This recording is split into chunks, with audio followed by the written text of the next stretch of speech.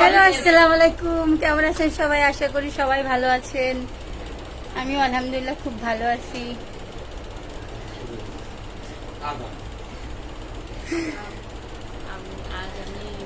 আজকে আমি একটু ঘুরতে যাব আমার হাজবেন্ডকে নিয়ে, এই জন্য আপনাদের সাথে একটু শেয়ার করতে আসলাম।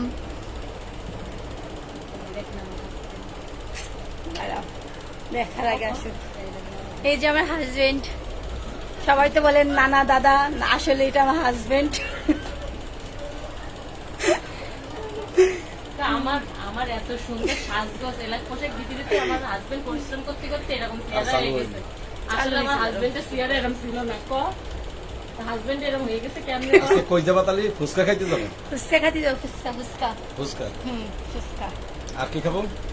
আর ঘুরবো জীবনের ট্রেন